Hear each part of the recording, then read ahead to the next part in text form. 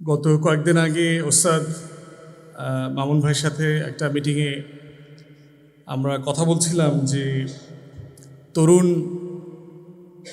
তলিবুল ইলম যারা আছেন আপনারা তাদেরকে কিভাবে বাংলাদেশের রাজনীতি ইতিহাস এগুলোর সাথে কানেক্ট করা যায়। এবং উনি তখন কথা প্রসঙ্গে বললেন যে আমার মাদ্রাসায় আমি এরকম একটা ডিপার্টমেন্ট খুলছি যেটা নিয়ে আমরা কাজ করছি এবং আপনাকে একদিন যেতে হবে। আমি বললাম যে অফকোর্স অবশ্যই যাব, কারণ আমি ইয়াংদেরকে নিয়ে কাজ করি এবং আমি চেষ্টা করি প্রায়োরিটাইজ করবার জন্য যে কোনো ধরনের ইয়াং, সেটা ঢাকা বিশ্ববিদ্যালয়, রাজশাহী, যে কোনো ছাত্র সংগঠন এবং ইয়াং ওলামায়ে কেরাম যারা আছেন তাদের যে কোনো দাওয়াতে আমি থাকার চেষ্টা করি, কথা বলার চেষ্টা করি আর কি। তো এটা অবশ্যই একটা ব্রিলিয়ান্ট ইনিশিয়েটিভ এবং আমি এর আগেও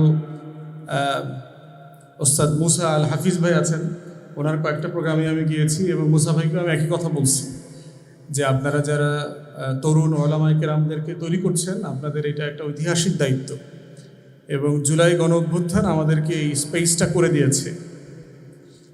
আমি ইতিহাসের ছাত্র না, ইতিহাস নিয়ে আমার কোনো সিরিয়াস লেখাপড়া নাই, এটা আমি শুরুতে বলে দিচ্ছি আর কি। সিরিয়াস লেখাপড়া আছে কাদের? এই যে ওসমান ভাইদের আছে, এর আগে যে দুজন মেহমান কথা বলেছেন, মান্নান ভাই উনি নিজে হয়তো ভদ্রতার কারণে বলেন নাই, ওনার বাংলাদেশের আমাদের এই মুসলমানদের, বঙ্গীয় মুসলমানদের ইতিহাস নিয়ে ওনার 3-4টা ভালো বই আছে, বঙ্গভঙ্গ থেকে বাংলাদেশ, তারপরে হচ্ছে মুসলিম জাতিসত্তার ইতিহাস, তারপরে শাহ অলিউল্লাহ, জালালউদ্দিন আফগানি ওনাদেরকে নিয়ে লেখালেখি করেছেন। মাহমুদ ভাই জেলে থাকা অবস্থায় এবং তারপরে ওনার যে পিএইচডি করেছেন, উনি কিন্তু বাংলার মুসলমানদের উপরে পিএইচডি করেছেন। ওনার পিএইচডির যে থিসিস ওটা তো ইংলিশে লেখা, the political struggle of the Muslim Bengal, the unfinished battle of faith. আমি জানি না যেটার বাংলা হয়েছে কিনা, আপনারা দেখতে পারেন আর কি, মাহমুদ ভাইয়ের হিস্ট্রি।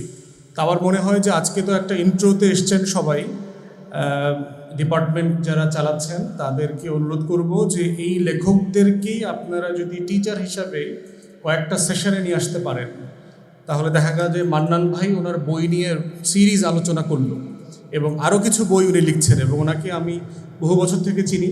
তো ওনাকে আমি প্রায় বকাঝাকা করতাম যে অন্য মানুষের টাকা গুনতে গুনতে আপনার তো ইলম শেষ হয়ে যেতেছে, তো এবং প্রচুর সময় নষ্ট, এটা উনিও স্বীকার করেন। তারপর রুটি রুজির জন্য তো কিছু একটা করা আর কি। আর মাহমুদ ভাই ওনার সময়টা কাজে লাগিয়েছেন। তা আমরা হিস্ট্রিতে গুরুত্বপূর্ণ করে দেখেন, আপনারা তো নিজেরা দিনই চর্চাটা বেশি করেন, কোরআনে দেখেন। আমি বিভিন্ন কিতাব পড়েছি বিভিন্ন ওস্তাদের কাছে, এটা আউট অফ মাই কিউরিয়াসিটি। মাকাসাদের শরিয়ার উপরে কোর্স করেছি ওস্তাদ আওয়াদার কাছে। তো আমার এক ওস্তাদ ছিল শায়খ মাকদাসি, ওনার একটা লম্বা নামটা ভুলে যাই, মানে সিরিয়ান অরিজিন। তো ওনার কাছে হচ্ছে হিস্ট্রির উপরে বেশ কিছুদিন পড়েছি আর কি। তো ওস্তাদ মাকদাসি বললেন একদিন যে কোরআনের যদি মোটা দাগে 3টা ভাগ করা যায়, কোরআনে মোটা দাগে, একটা হচ্ছে তাওহীদ, রিসালাত, আখিরাত, পরকাল, এই যে শারঈ বিষয়গুলো আমাদেরকে কন্টিনিউয়াসলি রিপিটেডলি মনে করিয়ে দেওয়া হয়। দ্বিতীয়ত হচ্ছে হুকুম, শরিয়া, ফিকহ, যে আমরা কোন জায়গা থেকে কি করব না, এটার যে হুদুদ ঠিক করা হচ্ছে যে তার উপরে ভিত্তি করে সেইটার ব্যাপারে, এবং এটা খুব ছোট অংশ। হুকুমের ব্যাপারে আয়াত আপনার কয়েকশো হইতে পারে, খুব বেশি হবে না, খুব সামান্য।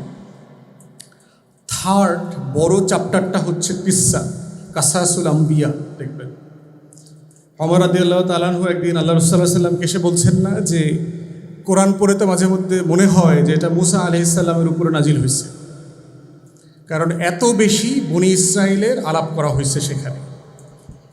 তাহলে সেই জায়গাতে দেখেন এর ভিতরেই হচ্ছে কোরআনের এই মেথোডোলজিক্যাল যে ডেসক্রিপশন এবং এই যে রিপিটেডলি আপনাকে কিসসা মনে করিয়ে দেওয়া হচ্ছে, এটাই প্রমাণ করছে যে হিস্ট্রিটা কত গুরুত্বপূর্ণ, ইতিহাস কত গুরুত্বপূর্ণ। আল্লাহ তাআলা কত শুরু থেকে শুরু করছেন দেখেন।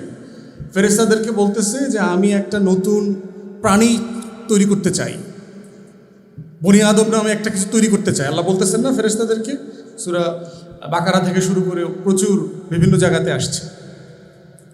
প্রয়োজন ছিল কেন? আল্লাহ তাআলা কি কারো কাছে ঠেকায় পড়ছে যে আমার ইট সাপ্লাই দিতে হবে, বাড়ি বালু সাপ্লাই দিতে হইব, মাটি আনতে হইব, তো অমুক কন্ট্রাক্টরে ফোন দেই, বিল্ডিং করতে হইলো এরকম প্রচুর খদ্দের লাগে না? তো আল্লাহ তাআলা মানুষ সৃষ্টি করবে, তার কি কোনো কিছুর প্রয়োজন ছিল কি না যে এরে কওয়া দরকার, অমুকে তো মাতব্বর, জমি তো আরেকজন মালিক, এখানে মামলা চলতেছে, এই মাদ্রাসা বাড়াবো কেমনে? দরকার ছিল না? দরকার ছিল? দরকার ছিল না। অনেক কিছু বা এখানে ওলামায়ে কেরামরা যখন আল্লামা ইউসুফ আল কারাদাউইর লেখা যদি পড়েন, ওখানে দেখবেন জুরিসপ্রুডেন্সের আলোচনাতে উনি বলছেন যে এটা কেন করতে হয়েছে। একটা হচ্ছে যে মানুষকে শেখানো, কনসালটেশন, সুরার ব্যাপারে। দ্বিতীয়ত হচ্ছে ইনফর্ম করা, যে আমি শেষে এসে বলতেছেন না কনভারসেশনে যে আপনি এটা কেন তৈরি করবেন, এরা দুনিয়াতে গিয়ে মারামারি কাটাকাটি করবে, রক্তপাত করবে, আপনার জিকির করার জন্য তো আমরাই আসি, বলতেছেন না ধারাবাহিক কনভারসেশন। শেষে এসে আল্লাহ তাআলা বলছেন আমি যেটা জানি সেটা তোমরা জানো। তাহলে এই প্রসেসের মধ্য দিয়ে আমাদেরকে শেখানো হচ্ছে যে এই প্রসেসটা কীভাবে শুরু করতে হবে। গুরুত্বপূর্ণ আর একটা বিষয় হচ্ছে আমরা আসলে জানতাম কীভাবে, এই শুরুটা কীভাবে হয়েছে। যদি আল্লাহ তাআলা এখানে না বলে দিতেন, আমরা কোথায় ছিলাম? আদম আলাইহিস সালাম ওনার বিবি হুদুদ সীমা লঙ্ঘন করলেন, বলা আছে কোরআনে, আল্লাহ তাআলা বলছেন। এটা আমরা জানতাম কীভাবে যদি আল্লাহ তাআলা না বলতেন? এবং বনি আদম দেখবেন একই ভুল বারবার করে, এই জন্য দেখবেন যে প্রত্যেকটা নবী আলাইহিস সালামের গল্প যখন বলছেন, কিসসা যখন বলছেন, শেষে গিয়ে দেখবেন একটা ট্যাগ লাইন আছে। যারা সাংবাদিকতা করেন দেখবেন ট্যাগ লাইন বলে দেয়, নিশ্চয়ই শয়তান তোমাদের প্রকাশ্য শত্রু। খেয়াল করে দেখছেন? ইউসুফ আলাইহিস সালামকে বিপদে ফালাইল, বিপদে ফালায় আল্লাহ তাআলা কি বলতেছেন? শয়তান তোমার শত্রু। আদম আলাইহিস সালামকে দুনিয়াতে পাঠায় দিলেন, বলতেছে শয়তান তোমার প্রকাশ্য শত্রু। প্রত্যেকটা বিপদের সময় খেয়াল করছেন, প্রত্যেকটা পরীক্ষা, নবীদের উপর ঝামেলাগুলো যেগুলো আসছে, প্রত্যেকটা জায়গাতে একটা গল্প বলে, একটা কনভারসেশনে একটা মোরাল থাকে। আমি ইংল্যান্ডে আপনার মাস্টারি করছি, স্কুলে কলেজে লেখাপড়া করার পাশাপাশি আর কি। তো স্টোরি বুকে দেখবেন, আমরাও ছোটোবেলায় যত গল্পের বই পড়ছি, দেখবেন একটা গল্প থাকে, গল্পের শেষে গিয়ে কি থাকে? শিক্ষা লেখা থাকে না? লেসনটা কি? তাহলে দেখবেন এই যে কিস্সাগুলো বলতেছে, এই কিস্সাগুলো বলবার মধ্য দিয়ে আল্লাহ তাআলা আমাদেরকে বলছেন যে তোমার আসলে কার থেকে সাবধান থাকতে হবে, তোমার আসলে কাকে চিনতে হবে, তোমার আসলে কার কায়দা কানুনগুলো বুঝতে হবে, তোমার যে শত্রু সে আসলে অনেক শক্তিশালী কিনা। বারবার শত্রু শত্রু শত্রু বলছেন, তো ভাবখানা এরকম না যে আল্লাহ, এটা দেখি খালি শত্রুই ভরা, ডাইনে শত্রু বামে শত্রু। ইবলিস যেভাবে আল্লাহর সাথে চুক্তি করে শয়তানি করতে নামছে, সে আল্লাহর কাছ থেকে অনেক ক্ষমতা নিয়ে গেছে না?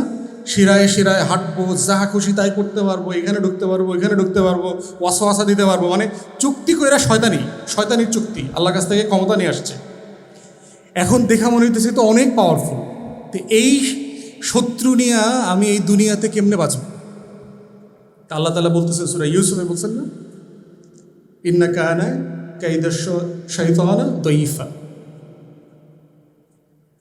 শয়তানের কূটকৌশলগুলো মনে হয়, অ্যাপারেন্টলি মনে হয় কি অনেক শক্তিশালী, কিন্তু আল্লাহ তাআলা বলতেছেন খুব দুর্বল। এই দুর্বলটা আসলে কখন দুর্বল এবং কখন শক্তিশালী, এইটা বোঝার জায়গাটা হইল হিস্ট্রি।